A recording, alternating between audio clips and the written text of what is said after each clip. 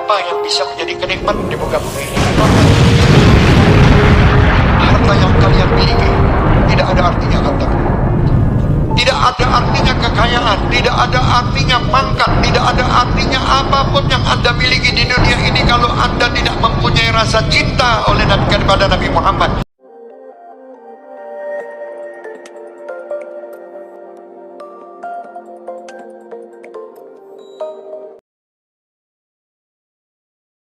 Assalamualaikum warahmatullahi wabarakatuh.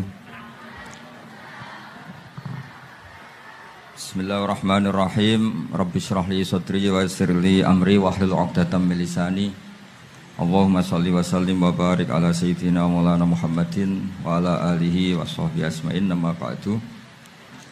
Yang sangat saya hormati Kiai Haji Raden Azaim, semua masyayikh, semua keluarga besar Kiai As'ad yang saya hormati, juga pemateri kedua atau Mau'izah Hasanah kedua Kiai Haji Muslih dari Madura, kemudian wonten Kiai Haji Afifuddin, semua yang saya hormati. Niki saya hadir perjalanan terpanjang karena 1 tahun. Jadi saya dari rumah 2020 sampai sini 2021. Jadi ini perjalanan yang ekstra. Ini bentuk permintaan maaf saya karena kemarin saya datang tapi sudah selesai Gus. Hutang katanya. Ternyata Gus Azaim tidak legowo memaafkan, dia itu ngutang katanya karena saya kemarin datang tapi terlambat terus dibajak disuruh ngajar Ma'had Ali. Tak pikir itu sudah bayar, ternyata masih diutangkan. Nah ini sudah selesai, berarti saya sudah jadi orang baik lah kira-kira gitu sudah. Jadi sudah bayar utang gitu. Saya mau cerita sebentar tentang khol. Dulu 84 guru saya Kiai Haji Maimun Zubair, semua mas saya se-Indonesia rawuh ke sini untuk muktamar, termasuk bapak kandung saya Kiai Haji Nur Salim ikut datang, ikut menyaksikan betapa pondok ini zaman itu masih Kiai As'ad jadi tonggak sejarah penting dalam NU, yaitu kembali ke Khittah 26. Kita tahu NU dulu itu ormas, kemudian era Gus Wahid jadi partai politik, era Gus Dur karena saran beberapa kiai, wafi muqaddimihim ada Kiai As'ad, Kiai Ahmad Siddiq dan beberapa kiai, kembali lagi ke Khittah 26, yaitu menjadi ormas, organisasi masyarakat yang menaungi, yang mengayomi, yang menganjurkan mazhab ahli sunnah wal jamaah. Tadi Gus Azaim cerita betapa pentingnya para pendiri, para muassis yang diibaratkan sebagaimana pohon. Saya masih ingat Dawe Mbah Mun. Saya nanti cerita mas saya sebentar, terus cerita kitab Al-Ataqoh As-Somadiyah dikarang Said Muhammad, fawaidnya maksudnya. Kalau Islam Arab, ini kata Mbah Mun, kalau Islam Arab itu contohnya kayak pohon kurma, jadi kuat. Dan wajah tasbihnya itu di daunnya tidak jatuh. Tapi kalau Islam Indonesia kata Mbah Mun itu kayak padi, jadi ya agak doyong-doyong sedikit. Jadi untuk menghadapi angin besar itu pilihannya 2, Anda kekar kayak kurma atau fleksibel kayak padi. Jadi ya doyong-doyong sithik gitu ya. Ada koruptor sowan, salam templeknya ya diterima gitu ya. Ada calon bupati cantik ya didukung. Pokoknya agak-agak doyong gitu. Tapi baru kayak doyong itu nggak bisa roboh karena fleksibel. Jadi kazar in akhraja syatahu. Jadi ada 2 tamsil. Karena memang menghadapi orang fasik, orang dolim ini kita sebagai ulama itu ya kebingungan. Ini mungkin Ki Afif bisa bahsul masail ini. Karena pertanyaannya gini, saya berkali-kali digojlok sama bapak saya. Berteman orang fasik hukumnya gimana? Pasti dijawab haram. Tapi kalau pertanyaannya dibalik, membina orang fasik hukumnya gimana? Baik. Dan bisa membina kalau berteman. Makanya Gus Azaim pernah bikin seni ya, muktamar seni. Anggap saja madhabnya seperti itu gitu. Jadi ya agak doyong-doyong sedikit. Masa ketop berteman orang yang macam-macam, tapi itu fleksibel. Nyatanya tetap soleh sampai sekarang gitu. Itu berarti itu ya gitu kata Mbah Mun itu. Jadi untuk menahan angin yang besar pilihannya hanya dua. Anda kokoh kayak pohon kurma atau fleksibel kayak padi. Nah, Islam Indonesia kata Mbah Mun itu pari wae katanya, padi. Jadi ungkapan-ungkapan para masyayikh ini penting karena khazanah yang saya baca. Saya berkali-kali cerita ini dalam kitab Khilyatul Auliya. Itu Abu Nu'aim Al-Asfihani cerita tentang riwayat Sufyan bin Uyainah. Ini gurunya Imam Syafi'i. Itu setiap kali Nabi Isa dan Yahya, ini dua nabi yang sekurun, sama-sama masih muda. Nabi Yahya itu senengannya dolan ke orang-orang soleh, menyambangi orang-orang soleh. Tentu itu bagus. Tapi kalau Nabi Isa ini suka menyambangi orang-orang yang fasik, orang-orang yang nggak jelas. Ketika dua beliau ini ketemu, tentu yang perlu jawaban Nabi Isa karena kontroversi, berteman sama orang-orang yang nggak jelas. Kata beliau, innama ana tabibun udawil mardo. Seorang kiai, seorang nabi, orang yang baik itu ibarat dokter. Di mana-mana dokter tuh ngobati orang yang apa? Sakit. Kalau Anda dokter dan peneliti satu penyakit, pasti cari daerah yang banyak pandeminya. Masa neliti pandemi di orang-orang yang apa? Sehat. Jadi ini juga perlu dibasul masail karena tadi dibolak-balik itu. Bina orang berteman orang fasik hukumnya haram karena wa in kana dasarin fajannibhu sur'atan. Tapi kalau bina orang fasik hukumnya baik. Bisa bina kalau berteman. Jadi fikih itu ya karena dibolak-balik. Makanya sholat juga gitu. Sholat yang tumak ninah yang lama itu ya bagus. Masa jagongan mbek pangeran nggak asik? Jagongan sama teman aja asik, masa jagongan sama pangeran tidak apa? Asik. Tapi kalau Ibnu Abbas sholat tuh cepet. Ketika ditanya kenapa kalau Anda sholat cepet? Setan baru tata-tata mau goda sudah selesai kata. Karena setan itu ya jaga jaim tuh, jaga image. Jadi kalau mau goda orang itu ya surinan dulu, macak-macak dulu. Ternyata mau ke situ sholatnya sudah selesai. Lah kebetulan mazhab saya itu yang kedua itu gitu. Jadi kalau Gus Azaim itu sholat lama sekali. Itu ada mazhab tandingan, yaitu mazhab saya. Itu karena ini sepuh saya, meskipun top beliau tapi sepuh saya. Saya sudah 50, beliau baru 40. Ini berarti baru memulai kiai. Kalau pakai umur nubuah ini baru memulai. Jadi mazhab itu penting. Jadi pembanding itu harus diutarakan. Sehingga dalam fikih manapun itu sebuah mazhab itu harus diuji itu lewat pembanding. Dulu itu setiap debat fikih antar ulama itu mesti nggak ada yang menang. Misalnya saya kiai kelihatan miskin tuh ya baik supaya santri-santri yang miskin itu punya teman gitu.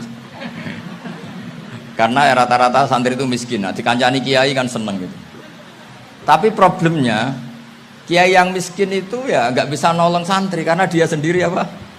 Miskin. Makanya dulu Imam Syafi'i itu pengagum orang miskin. Setelah ngaji Imam Malik tanya, ya Imam Malik, orang yang sealim jenengan itu siapa? Jawabnya Imam Malik lucu. Dulu Abu Hanifah, sekarang orangnya sudah meninggal ya. Ilmunya dititipkan atau diwaris oleh Muhammad bin Hasan Asy-Syaibani. Akhirnya Imam Syafi'i dibiayai Imam Malik ke Irak. Imam Syafi'i miskin, bisanya ke sana dibiayai Imam Malik. Itu seperti Abu Ya Said Muhammad masyhur, ini murid beliau. Kalau ada santri boyong kan mesti apa? Disangoni. Ketika datang ke Irak, Muhammad bin Hasan Asy-Syaibani itu nata uang, nata emas itu di ruang tamu. Jadi ngitung uang itu di ruang tamu. Miliatan. Ini kaget, ini kiai kok kedonyan kata Imam Syafi'i gitu. Tapi apa kata Muhammad bin Hasan Asy-Syaibani? Anda kagum ini, Anda kaget ini. Kalau kamu menyoal orang soleh kaya, ini tak kasihkan orang-orang fasik. Biar dipakai judi, dipakai selingkuh, dipakai maksiat. Jangan-jangan. Harta ini harus tetap di orang soleh. Kalau ke orang fasik, bahaya. Berarti kiai boleh kaya, boleh. Semenjak itu ada gerakan kiai kudu sugih. Ya ada yang kesampaian, ada yang enggak gitu aja. Tapi karena kalau pakai logika fikih, harta itu fitnah. Oke, seakan-akan harta itu masalah. Tapi kalau ini dikuasai orang dolim, maka masalah besar. Jika orang-orang soleh ini harus juga menguasai harta. Nah, terus lama-lama dikiaskan kekuasaan. Kalau yang kuasain orang fasik, orang tidak sholat, ribet. Akhirnya kiai terus dukung, ya akhirnya ikut politik tadi. Nak menawa bupatinya kena diatur gitu. Diatur kon sholat, orang ngasih proposal, maksudnya diatur keng sholat maksudnya. Ini cerita-cerita apa logika fikih. Makanya saya sering ngaji kitab-kitab itu, diantara yang saya suka adalah ada dialog besar yang terjadi di antara orang-orang pilihan, termasuk bahkan di antara para nabi dan Tuhan. Jadi unik, Allah sendiri kadang mengajari kecerdasan para nabi itu ya lewat dialog. Masyhur itu, Nabi Ibrahim itu punya ruang khusus untuk sholat dan tidak boleh siapapun masuk situ. Tahu-tahu ada yang sudah di situ. Beliau membuka, kaget. Siapa memberi izin ke kamu yang punya rumah ini? Saya yang punya rumah dan saya tidak memberi izin kamu. Yang memberi izin saya itu yang punya saya, kamu dan rumah ini. Yaitu Allah Ta'ala katanya. Wah, berarti kamu malaikat dong? Iya, saya malaikat Israel. Disuruh nyabut nyawa kamu. Ya agak sopan karena nggak pernah mondok di Salafiyah itu namanya malaikat Israel itu. Itu akhirnya Nabi Ibrahim bilang, wah itu keliru, Anda pasti keliru. Hal ra'aita habiban yumitu habibah, hal ra'aita khalilan yumitu khalilah. Saya ini Khalilur Rahman, saya ini kekasih Allah. Masa ada kekasih bunuh yang dikasih? Itu Israel akhirnya ngaji, masuk akal juga. Ternyata perintah ini mungkin hoax ya, pokoknya dia terus mikir akhirnya. Iya ya, masa ini kekasih Allah kemudian oleh Allah dibunuh, dimatikan. Terbanglah Israel, matur lagi, ya Allah, kata Ibrahim, hal ra'aita khalilan yumitu khalilah. Masa kekasih bunuh yang dia apa? Kasih. Kayaknya masuk akal Gusti. Mulai ngaji lah kira-kira gitu malaikat Israel. Akhirnya oleh Allah dijawab, ya sudah begini, kamu datang ke Ibrahim bilang, hal ra'aita habiban yakrahu ayyalqa habibah. Masa kekasih tidak siap ketemu yang dikasih. Nah, jadi akhirnya Nabi Ibrahim, Israel datang lagi. Logikanya sekarang enggak gitu, begini katanya diajarin. Hal ra'aita habiban yakrahu ayyalqa habibah. Masa kekasih tidak siap ketemu yang dikasih. Terus kata Ibrahim, oke, ya terus mau meninggal. Jadi kalau jenengan cinta betul sama Allah ya harus, ya tidak usah, jangan sekarang tapi. Kalau mati di rumah aja, kalau di pondok ngerepotnya kiainya nanti. Tapi nanti setelah punya cucu banyak lah. Nah, barokahnya baca ini, dialog-dialog orang pilihan ini akan tersibak. Karena tidak dalam semua kebaikan itu nggak ada logikanya, rata-rata ada logikanya. Misalnya begini. Kalau Anda orang soleh, kemudian anak Anda pamit mau sekolah di Jerman, pilihan Anda mengizinkan apa enggak? Karena potensi jadi fasik ya tinggi, karena di tempat-tempat maksiat. Potensi berdakwah dari daerah yang untuk daerah yang tidak ada dai-nya menjadi ada. Itu mesti ulama itu berdebat. Misalnya punya anak pamit mau kembali atau keluarga. Yang satu cara berpikir optimis. Awal ada dai di beberapa negara Eropa itu ya barokahnya imigran, pekerja, mahasiswa. Dan semua itu bumi Allah, harus ada tasbih, harus ada tahmid. Dan itu harus dimulai dari kemauan atau mengizinkan anak asuh kita ke sana. Tapi di sisi yang lain potensi jadi fasik itu tinggi sekali. Pemana iman pas-pasan. Nah hal-hal seperti ini itu pasti jadi perdebatan. Dan kita harus menjawab. Dan tadi kayaknya di semua Basul Masail Pondok Salafiyah jawabnya pede semua, nggak ada ragu, nggak ada khilaf. Baguslah kalau pede. Meskipun nanti mungkin ada ulama lain yang cara berpikir apa? Berbeda. Sehingga ini saya cerita ya.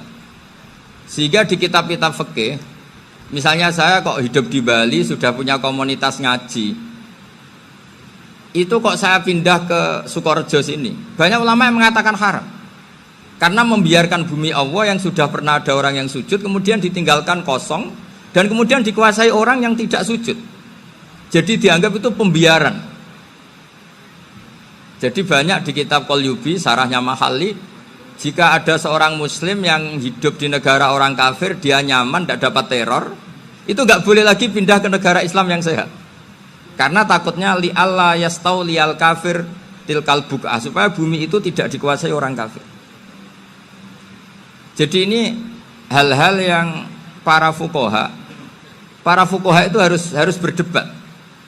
Karena ini masalah-masalah furu'iyah. Sehingga mulai dulu ya banyak ulama yang nyun sewu berpolitik, mulai Wali Songo sampai sekarang alhamdulillah yang minat banyak. Mungkin bedanya ikhlas sama tidaknya. Tapi kalau saya pernah dikeluhin utusan dari ya komunitas Islam Indonesia itu dulu itu ceritanya banyak yang dari Kamboja. Kalau dulu orang cerita itu orang Cempa. Itu setelah di Indonesia besar Wali Songo dan Brawijaya 5 itu sudah mulai oleng, itu singkat cerita mereka berpikir ingin bikin kerajaan apa? Islam di Demak Mintoro dengan raja pertama yaitu Raden Fatah, karena Raden Fatah ini putra Brawijaya. Padahal setelah jadi kerajaan ini era cucu sudah konflik, berebut kekuasaan.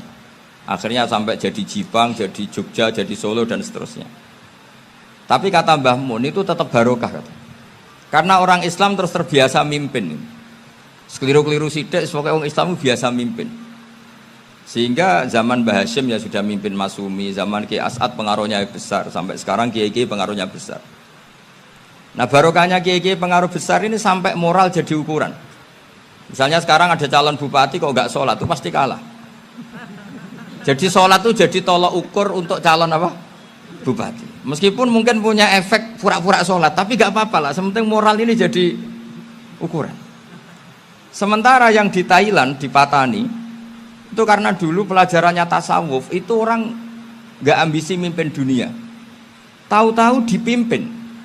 Dan akhirnya nyuwun sewu ya saake Islam-Islam yang dulu terlalu tasawuf, karena gak punya pengalaman memimpin, akhirnya lazimnya konsekuensinya hanya dipimpin. Tapi Islam Indonesia beda. Karena kulino mimpin, itu akhirnya dari orang Islam biasa menjadi Islam yang sholat, sampai Islam yang bisa ngaji itu bisa mimpin negara. Tentu yang paling populer dimulai Gus Dur. Jadi ini sesuatu yang barokahnya istihad para kiai, sementing Islam kulino mimpin. Sehingga di Indonesia itu barokahnya itu, kebaikan itu jadi tolok ukur. Ada orang kok terkenal koruptor atau terkenal nyuwun sewu selingkuh atau terkenal apa, itu pasti tidak jadi. Karena moral itu menjadi tolok ukur. Dan itu adalah politik para kiai. Jadi ini saya cerita, dan itu negara juga akhirnya untung karena seleksi agama sama negara itu sama-sama kiai ya bilang negara harus dipimpin orang soleh, negara juga bilang seperti itu. Nah, ketokohan-ketokohan para beliau-beliau ini yang maulah bekerja sama dengan Umarok. Kita tahu dulu Pak Harto ya rawuh ke sini ketika Muktamar 84, rawuh ke Ki As'ad, ketika mau kembali ke Khittah juga dirembuk oleh ulama dan Umarok. Dan akhirnya ini menjadi negara yang alhamdulillah semoga selalu menuju baldatun thayyibatu wa rabbun ghafur. Nah, kemudian di sini saya tabarruk dengan Said Muhammad, gurunya Kiai Haji Azaim. Saya mau cerita tentang amaliyah tadi. Saya sebetulnya nggak niat bacakan bab itu, gara-gara ada khataman jumlahnya banyak saya jadi pusing. Ini panitianya tanya, khatam betul apa enggak? Iya Gus, khatam betul. Tapi kayaknya saya tidak yakin itu. Karena saya ini kan dari pondok tahfidz itu. Biasanya anak khataman itu ya rodok bodoni itu. Dibaca buanter, sing nyemak yang mau ndelok pojok etok. Mergo kebanteran. Nah, akhirnya lafat-lafat yang di tengah itu enggak di apa? Baca. Tapi ya semoga dimaafkan Allah lah. Yang jelas itu enggak. Tapi saya mau cerita ya. Jadi cara berpikir Said Muhammad ini nanti juga saya teruskan di Ma'had Ali. Ini saya baca ya. Di antara yang diyakini madhab Malikiyah, ini saya baca saja teksnya. Jadi ada riwayat namanya, kalau Said Muhammad bahasakan itu Ataqoh Somadiyah. Kalau di Indonesia kadang orang bilang Al-Ataqoh Al-Kubro, yaitu dengan membaca surat Ikhlas. Di sini jumlahnya hanya 100 kali, Qila 1000 kali. Tadi berapa teman?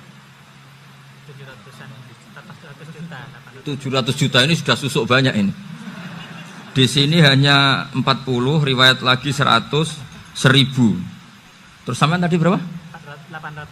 800 juta. Wah, ini sudah susuk ini. Itu anak cucu sampean pasti masuk surga itu kalau bisa. Ini saya baca, ini kitabnya Said Muhammad ini. Suratul Ikhlasi wal Itqu minan nar. Akhrajat Tabrani fil Kabir an Fairuz ad-Dailami wa wa Ibnu Uftin Najasi. Waqad khadaman Nabiyya sallallahu alaihi wasallam. Orang ini jadi khadimnya Nabi. Qala Rasulullah sallallahu alaihi wasallam, "Man qara'a qul huwallahu ahad mi'ata marratin fi shalat ghairiha kataballahu lahu bara'atan minan nar." Ini hanya berapa ini? Mi'ata marrah.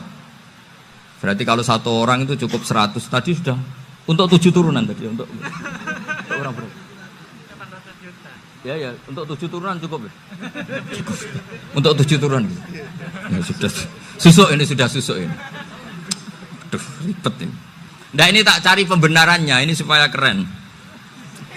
Ini di halaman 188 Abwabul Farad. Warwa Ibrahim bin Muhammad Al-Khiyari fi fawaitihi an Hudzaifah marfu'an. Man qara'a qul huwallahu ahad alfa marratin faqad ishtara nafsahu minallah. Berarti 100, ada riwayat lagi 1000. Nanti tak carikan lagi yang berapa? 1 miliar mungkin. Jangan banyak-banyak. Nah, ini saya baca ya. Wa hadzal adatu huwa al-ma'rufu bi ataqatis somadiyah. Wa qad nassa jama'atun mutaakhiril malikiyah ala istihbabi ataqatis somadiyah. Wa haddu ala qiraatiha wa istimaliha. Minhum Asy-Syaikh Abdus Salam Al-Asmar sak terusé niku. Jadi kullu haula'i istahabbu ataqatas somadiyah ma'atirafi ba'dihim kal misnawi bi syiddati fi hadisiha. I'timadan ala anna hadza minal fadha'il allati yutazahalu fiha. Faman sa'a yasta'milaha roja'a khusula ma fiha fala ba'sa bidzalik ala syarti alla ya'taqida thubuta dzalika anin nabi sallallahu alaihi wasallam hatta la yaqa fil kitsbi alaihi. Jadi intinya itu silahkan Anda bikin jumlah sesuai versi Anda. Yang penting Anda jangan kampanye kalau itu perintah Kanjeng Nabi Muhammad sallallahu alaihi wasallam. Karena kalau kamu atasnamakan Nabi kemudian jumlahnya sampai 800 berapa? 800 juta, berarti Nabi mengajarkan masyaqqah pada umatnya. Jadi cukup yang riwayat itu di sini hanya 100 sama 1000. Jadi kalau jumlah tadi untuk 7 apa? Turunan. Jadi kamu harus ditutup dengan doa, ya Allah, semua itu bukan untuk saya tapi untuk 7 turunan. Tolong catat ya Allah. Karena itu. Jadi artinya gini loh ya, orang Indonesia yang sering mempraktekkan ataqah somadiyah itu bukan tanpa dalil. Ternyata dalam mazhab Maliki, saya masih ingat ketika mbah saya kandung, bapaknya bapak, asmane Mbah Nur Syam, itu wasiatnya minta dibacakan 4.000. Yang baca pas itu ya bapak sama anak-anaknya. Dan kemudian alhamdulillah zaman akhir itu mulai agak ngawur. Kalau ada acara itu wong liya kon maca anake mlebu metu gak melok maca. Itu keliru, saya jamin itu keliru. Saya sering kalau mimpin di rumah, kalau yasinan di tonggo-tonggo kok anaknya gak maca, saya keluar. Bapakmu wong liya kon maca, kata saya gitu. Jadi itu menurut saya itu yang jelas. Saya sampai ngisi begini, yang ada riwayatnya itu idza mata ibnu adam in qata amaluhu ila min salasin shadaqatin jariyah au ilmin yuntafa'u bi aw waladin sholihin yatullah. Itu ndak ada di hadis au kiyayin sholihin yatullah, kata saya. Yang ada itu awaladin apa? Sholihin. Jadi anaknya harus ikut, kalau ndak usah, kata saya. Akhirnya anaknya udah wedi, nggih Gus nggih. Akhirnya tak kei jagung paling akeh, kula mendet sithik. Wong aku ora anake kok. Kadang-kadang enggak, orang lain baca buahnya, anaknya mau mlebu metu mau enggak no tamu mbek rokokan. Itu harus ditobatkan itu. Keliru itu. Karena nasnya bukan au kiyayin sholihin tapi awaladin sholihin. Ini bukan provokator, ini memang ya seperti itu. Nah terus tentang tadi la ilaha illallah yang didawahkan Gus Azaim, la ilaha illallah itu penting sekali. Cuma saya mohon itu dielmoni lah. Jadi dulu kalimat ini menjadi spesial karena dielmoni, karena dimulai dari fa'lam annahu la ilaha illallah. Terusannya ayat tuh wastaghfir li dzambika walil mu'minina wal mu'minat. Saya ulang lagi ya. Terusannya ayat tuh wastaghfir li dzambika walil mu'minina wal mu'minat. Makanya menurut mazhab Sadili, kamu disuruh baca la ilaha illallah dulu, jangan istighfar dulu. Saya ulang lagi ya. Dalam mazhab Sadiliyah itu la ilaha illallah dulu, nggak boleh istighfar dulu.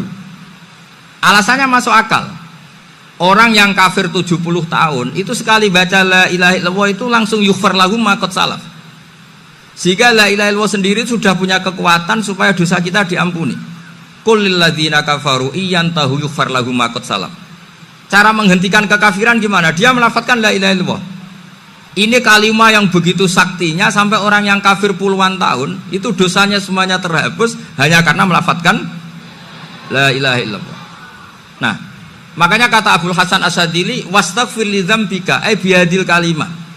Seseorang sah diistighfar itu kalau melafadzkan la ilaha illallah. Misalnya ada orang kafir mati kafir, sah nggak anak cucunya mengistighfari dia? Tidak sah karena belum melafadzkan la ilaha illallah. Makanya kata Abdul Hasan Asyadili wastaghfir li dzambika ay bihadil kalimah. Sehingga lafadz ini spesial betul. Tapi kadang-kadang beberapa mursyid cara berpikir lain. Ini kalimah thayyibah harus dibaca orang suci, sehingga mendahulukan apa? Istighfar. Untuk supaya pas ngelafadzkan kalimah thayyibah sudah dalam keadaan apa? Suci. Itu juga masuk akal. Tapi secara meyakinkan saya sendiri lebih mengikuti manhajnya Abil Hasan Asyadili karena alasannya tadi, yang kafir puluhan tahun saja langsung luntur dosanya karena melafadzkan la ilaha illallah. Artinya la ilaha illallah sendiri sudah bagian dari istighfar. Nah, ya tadi buktinya fa'lam annahu la ilaha illallah terus wastaghfir li dzambika walil mu'minina. Jadi orang sah diistighfari itu setelah dipastikan sah tauhidnya. Jadi setelah tauhidnya sah yaitu la ilaha illallah baru sah apa? Diistighfari. Sehingga orang kafir, saya ulang lagi, orang kafir yang mati kafir anak cucunya tidak boleh apa? Tidak boleh menistighfari. Terus saran saya kedua, la ilaha illallah itu filosofinya itu nafyun li uluhiyati ghairillah wa isbatun li uluhiyatillah wahdah. Filosofi la ilaha illallah itu gimana? Menafikan semua selain Allah itu tidak Tuhan dan hanya menuhankan Allah semata. Lah itu caranya gimana? Caranya kita harus terbiasa ini, karena tadi saya dibilangin panitia ini rata-rata mustameknya atau mustamiatnya ini santri. Caranya gimana? Dilatih pakai logika. Saya berkali-kali cerita kalau ngaji, saya sekaligus kampanye. Allah itu Tuhan yang begitu fair. Untuk menjadi Tuhan Allah mempersilahkan, ada kualifikasi Tuhan. Jadi boleh dikompetisikan, itu boleh kata Allah. Gak apa-apa kamu ngaku Tuhan gitu kata Allah. Tapi nak ngaku pangeran itu paling gak ya direputasi lah, ada verifikasinya. Dimulai dari apa? Ya kalau jadi Tuhan itu setidaknya bikin langit bumi lah, aturannya gitu. Jadi kalau daftar bupati ya daftarlah ke KPU. Masa tahu-tahu jadi apa? Tuhan kemudian tidak punya prestasi bikin langit bumi. Sehingga Allah itu cara ngendikan itu ya fair. Qul ara'aitum ma tad'una min dunillah aruni madza khalaqu minal ardi am lahum syirkum fis samawati. Coba yang kamu tuhankan selain saya, prestasinya apa? Ketika saya bikin bumi itu apa ikut bikin? Terus am lahum syirkun fis samawati. Kalau bikin langit, kalau nggak bisa ya urun lah gitu. Urun semen apa urun bego, pokoknya urun lah gitu. Urun ora, gawe bumi ora, ngerti-ngerti ngaku dadi pangeran. Kul hatu burhanakum. Jadi ya kan ya lucu kan, misalnya syarat kiai di Salafiyah kan keluarga Kiai As'ad, cucunya ngaji ngalim. Orang keluarga Kiai As'ad terus muni, aku kiai utama di Salafiyah. Oh mesti dipenjara ya. Lah yo gak gawe langit bumi, gak ada prestasi terus ngaku sebagai apa? Tuhan. Sehingga fair. Makanya saya berkali-kali cerita. Jubair bin Mut'im itu punya anak namanya Muhammad. Ini sudah orang alim, Muhammad bin Jubair bin Mut'im. Itu cerita awala islami abihi. Mut'im itu orang pinter sekali. Saking pinternya dia jadi delegasinya orang Quraisy datang ke Rasulullah sebagai negosiator untuk membebaskan Asra Badrin, tawanan perang apa? Badar. Yang namanya disuruh itu pasti orang pinter. Tapi apa yang terjadi ketika nginep di masjid, karena zaman itu gak ada hotel, nanti jadi geger. Orang musyrik nginep di masjid hukumnya gimana? Bahsul masail tok. Zaman itu mau tidak mau. Kalau sekarang kan ada hotel, kiai juga punya wisma. Apa yang terjadi? Orang ini cerdas sekali. Dan delalah Nabi pas sholat maghrib itu baca wattur wa kitabim mastur sampai am khalaqus samawati wal ard. Ya kalau kamu jadi Tuhan ya setidaknya menciptakan langit bumi lah. Namanya jadi Tuhan ya ada persyaratan kan. Paling tidak punya reputasi menciptakan langit bumi. Atau kalau jadi Tuhan setidaknya reputasinya itu enggak diciptakan yang lain. Am khuliqu min ghairi syai'in. Ini jadi Tuhan kok punya bapak, punya ibu. Ini jadi Tuhan kok lahirnya di bumi. Ada tanggal lahirnya, ada tahun. Masa jadi Tuhan kok dulu buminya. Pokoknya walhasil tuh. Akhirnya Nabi ketika salam sholat maghrib, dia datang, ya Rasulullah, akalku habis oleh ayat yang barusan kau baca. Sudah saya Islam saja. Argumentasi selain Allah Tuhan itu batal. Itu, nah saya mohon santri-santri salafiyah itu baca Quran sampai seperti itu. Jadi jangan hanya khataman banyak-banyakan maksudnya. Ini bukan nyindir ini, ngamuk ini.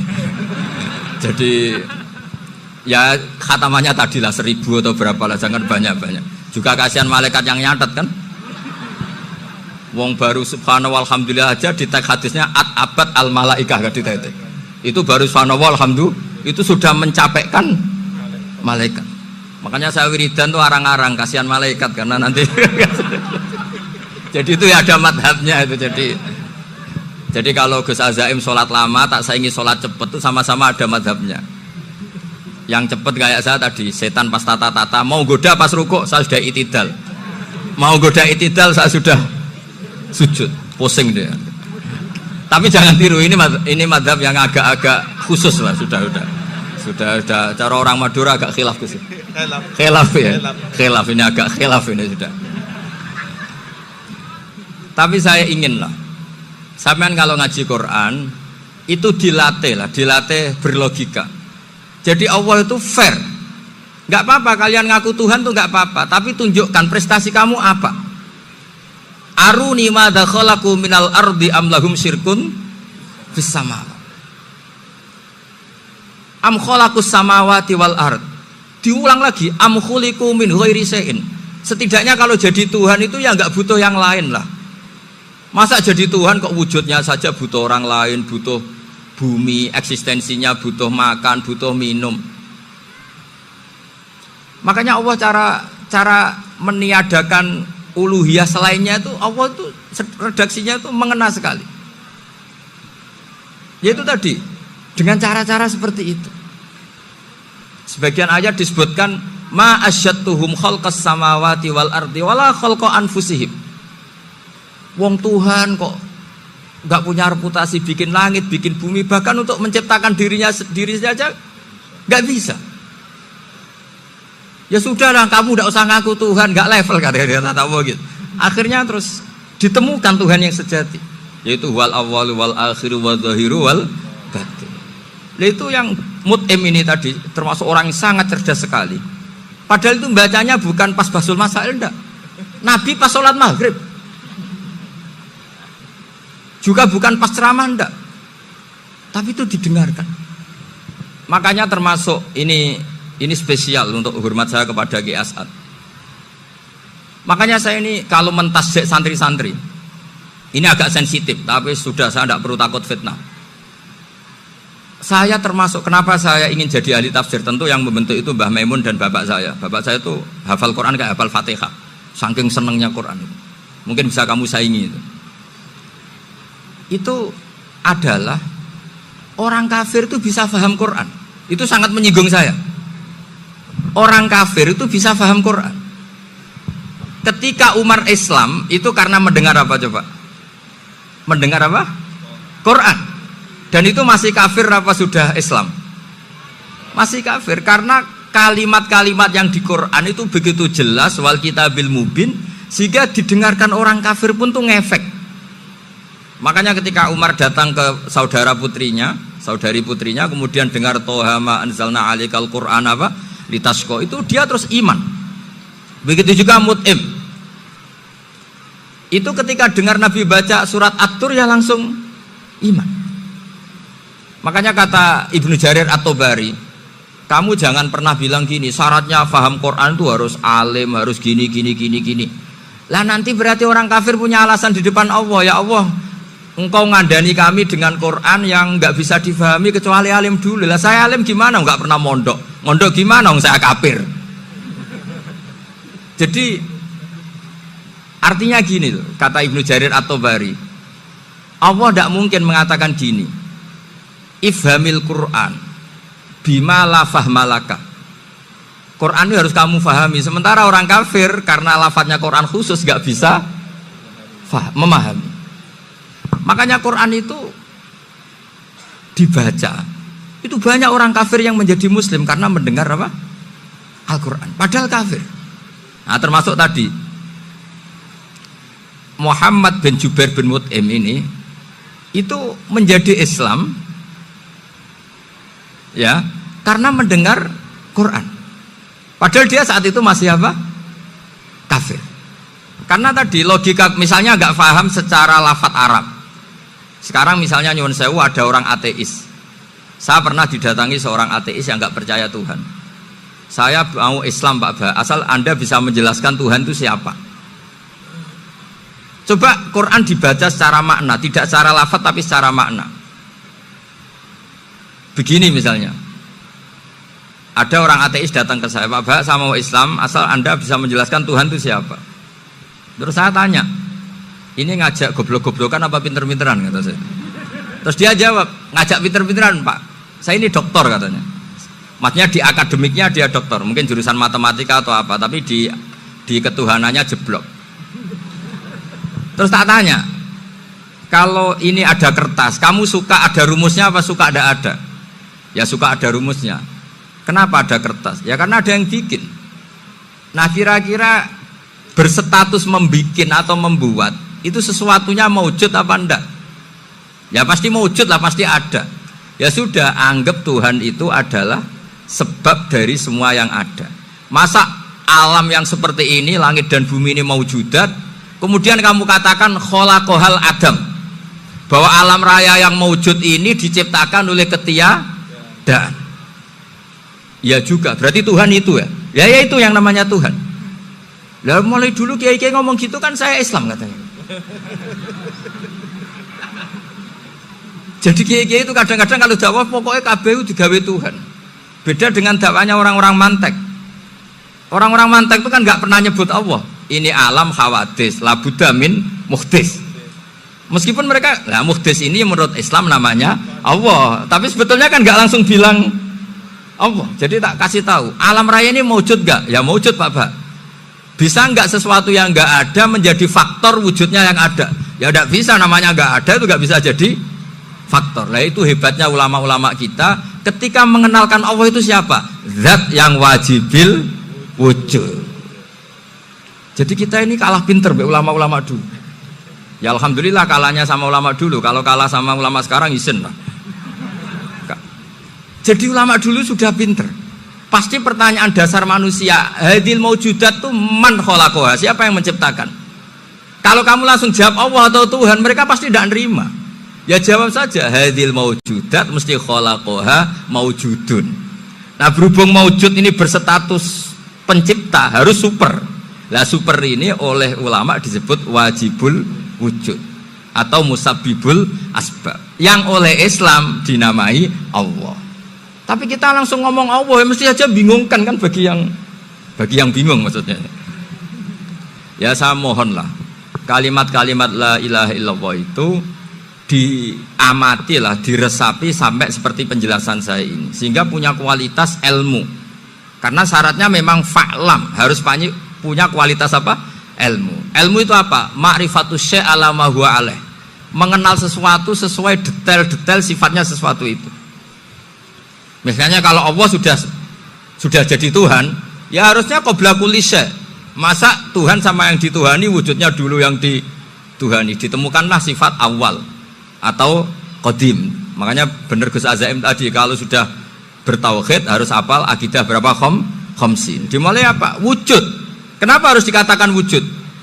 Karena alam raya ini kadung maujudat. Hadhil alam maujudun. Masa maujudun khalaqahul adam? Masa maujudat khalaqahul adam? Nah itu yang disebut am khuliqu min ghairi syai'in am humul khaliqun. Jadi saya semohon-mohonnya cobalah tradisi-tradisi lihat baru ayat ini dihidupkan lagi, sehingga kita baca Quran itu sekaligus menjadi orang yang sangat argumentatif. Karena Quran adalah qul falillahil hujjatul balighah. Dilatih. Jangan bosan, dilatih. Makanya kalau saya baca ayat-ayat seperti itu, cek fair Allah itu. Fair betul. Enggak apa-apa saya punya pesaing kata Allah, tapi yang imbang dong. Pas aku gawe langit ya bantulah, atau ada langit tandingan lah kira-kira gitu. Kalau saya bikin bumi ya ada bumi. Nah misalnya sekarang orang Cina bikin matahari, materinya dari mana coba? Dari yang sudah ada sekarang kan? Tetap saja agak ikut bikin kan? Tapi kalau Allah bikin langit bumi minal adam minal wujud. Kalau mereka paling rekayasa yang sudah wujud diotak-atik. Nah, harus sampai seperti itu. Sampai kata Gus Azim kul hatu apa? Burhanakum dan. Jadi ini cara-cara kita untuk menguatkan iman. Aruni madza khalaqu minal ardi am lahum syirkun fis samawati. Terus kata Allah, itu nih bi kitabim min qabli hadza au atharatim min ilmin. Kalau kamu nggak setuju teori ini, kata Allah, cari kitab suci versi Anda. Aturan jadi Tuhan itu apa coba? Ya tetap saja semua kitab suci akan mengatakan di mana-mana Tuhan itu pencipta langit dan bumi. Jangan yang lahir di bumi jadi Tuhan. Jangan Lata Uzza jadi Tuhan. Jangan karena sakti jadi Tuhan. Nah ini di sini pentingnya ilmu balaghah, ilmu mantek yang alhamdulillah di pondok-pondok kita masih diajari. Makanya kata mantek, sebetulnya ilmu akal hanya menemukan hadil maujudat khalaqaha maujudun. Nah yang maujud ini siapa? Ya wajibul wujud. Nah kemudian Islam menamai ini Allah Subhanahu wa ta'ala. Makanya ulama dulu itu kalau ngendikan Allah itu siapa? Zat sing wajibul wujud. Itu filosofinya luar biasa. Karena dengan seperti ini bisa menafikan teori ateisme bahwa alam raya ini diciptakan oleh ketiadaan. Makanya saya bilang tadi, ngajak goblok-goblokan apa pinter-pinteran gitu. Lah nek ngajak goblok-goblokan yang ngene, hadhil maujudat khalaqahal adam. Terus kita goblok bareng. Loh iya kan, barang maujud diciptakan yang tidak maujud. Wong ora wujud kok mempengaruhi sing wujud. Ya monggo nak goblok bareng kata. Akhirnya, enggak Gus, saya ini dokter masa kamu ajak goblok? Ya sudah, pinter saja kata saya. Alhamdulillah karena debat kecil ini dia menjadi nyaman lagi dengan apa?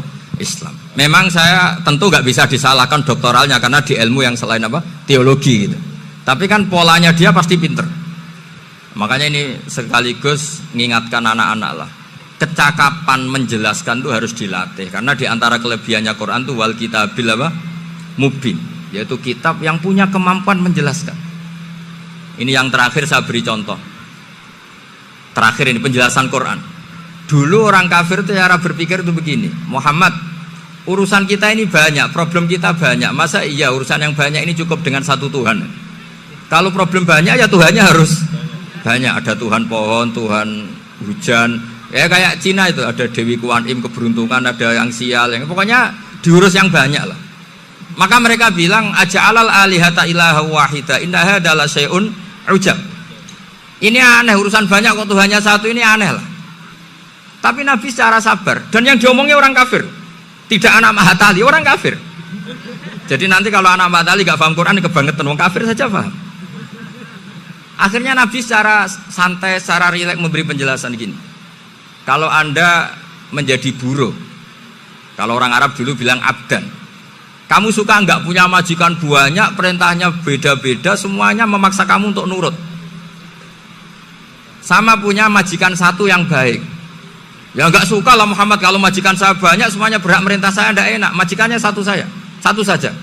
Terus kata Nabi, Tuhanmu itu majikan kamu. Kalau Tuhannya banyak kamu bingung, nanti perintahnya banyak. Akhirnya mereka paham. Dan itu segampang itu Allah memberi penjelasan. Daraba wa masalah rojulan fihi syuraka umutasyakisuna wa rojulan salamal lirojul hal yastawiyani masalah alhamdulillah. Langsung diberi analogi. Kalau kamu jadi buruh punya majikan banyak yang perintahnya beda-beda, kemudian jadi buruh yang majikannya satu, kamu milih mana? Ya milih satu Muhammad. Ya sudah, kalau Tuhannya banyak perintahnya banyak kamu juga bingung. Langsung menjadi faham. Nah, ketika ada orang tidak ikhlas, Nabi cara memberi penjelasan juga gampang. Misalnya saya dikasih uang Gus Azaim 1 juta ya. Kemudian matur nuwun saya sama Pak Afif, aneh enggak? Saya ini orang aneh enggak? Orang aneh enggak? Itu Nabi kalau mencontohkan orang tidak ikhlas gitu. Kata Rasulullah, orang tidak ikhlas itu sebagaimana orang beli budak. Min kholisi malih, budak itu dibeli dari uangnya sendiri. Kemudian fa'amila hadal abdu, budak ini kemudian bekerja dan a'tohullatahu, hasilnya dikasihkan sama orang lain. Terus Nabi memberi percontohan, ayasurrukum ayyakuna abdukum kadzalik. Apa kamu suka kalau budak kamu seperti itu? Dulu orang-orang dulu kan beli budak untuk disuruh bekerja, terus disuruh setor apa hasilnya. Jadi budaknya kamu yang beli, yang biayai. Kalau sekarang mungkin nggak ada budak, gini lah. Saya nyuruh Zaid, tak kasih mobil, tak kasih bensin, tak kasih uang jalan supaya narik angkot. Hasilnya disuruh ngasihkan saya. Ternyata dikasihkan orang lain dan matur nuwun sama orang. Kamu suka punya budak seperti itu? Ya tidak suka ya Rasulullah. Ya ibaratnya seperti itu. Bumi yang bikin Allah, nyawa kamu yang bikin Allah, semua fasilitas dari Allah. Kemudian kamu menyembah selain Allah. Segampang itu. Dan Nabi telaten sampai dulu yang mayoritas orang kafir menjadi mayoritas Muslim, dan semuanya tanpa paksaan, la ikraha fiddin, karena qad tabayyana rusdu minal ghayy. Cara tabayyana gimana? Yaitu punya kemampuan menjelaskan. Wal kitabil apa? Mubin. Ini makanya saya mohon lah, ini saya mohon semohon-mohonnya anak-anak ini kan kader-kadernya Mbah Samsul Arifin, Mbah As'ad, Gus Fawaid, sekarang Gus Azaim, semuanya harus punya kemampuan wal kitabil apa? Mubin. Sehingga diantara sifatnya Nabi itu fatonah, punya kecerdasan. Nabi itu gak pernah debat kalah, itu meskipun sudah terdesak gak pernah kalah. Pernah Nabi itu ngendikan la adwa wala tiarata, tidak ada penyakit menular. Ada orang yang mungkin kurang suka iseng, ada onta yang sudah gudiken dijejerno sama yang waras, ternyata yang waras jadi gudiken. Akhirnya Nabi diundang lah kira-kira gitu. Ya Rasulullah, kata engkau gak ada penyakit menular, tapi ini onta yang gak gudiken tak jejerkan yang gudiken ikut gudiken, berarti kan menular. Nabi santai jawab, faman jarrobal awal, lalu yang pertama gudiken ketularan siapa katanya. Wah kalau ini asli Nabi, ya sudah seperti itu. Jadi ngiranya dia menang karena yang gudikan pertama nulari yang kedua. Ternyata Nabi tanyanya lagi, faman jarrobal awala, yang gudikan yang pertama siapa? Oh ini asli ya maksud saya itu. Jadi Nabi itu gak pernah kalah, karena Nabi punya apa? Fatona. Jadi saya mohon, ya tadi makanya ini efeknya itu khatamannya gak boleh banyak-banyak ya. Maksud saya kalau musim khataman ya gak apa-apa, khataman banyak-banyak. Tapi kalau gak musim khataman ya musim-musim tadabbur gitu. Tapi kalau ini musim khataman gimana monggo lah. Cuma saya kok kasihan malaikatnya tadi itu kok. Ya ngoten mawon, minta maaf. Assalamualaikum warahmatullahi wabarakatuh. Apa yang bisa menjadi kenikmatan di muka bumi ini? Harta yang kalian miliki tidak ada artinya harta. Tidak ada artinya kekayaan, tidak ada artinya pangkat, tidak ada artinya apapun yang Anda miliki di dunia ini kalau Anda tidak mempunyai rasa cinta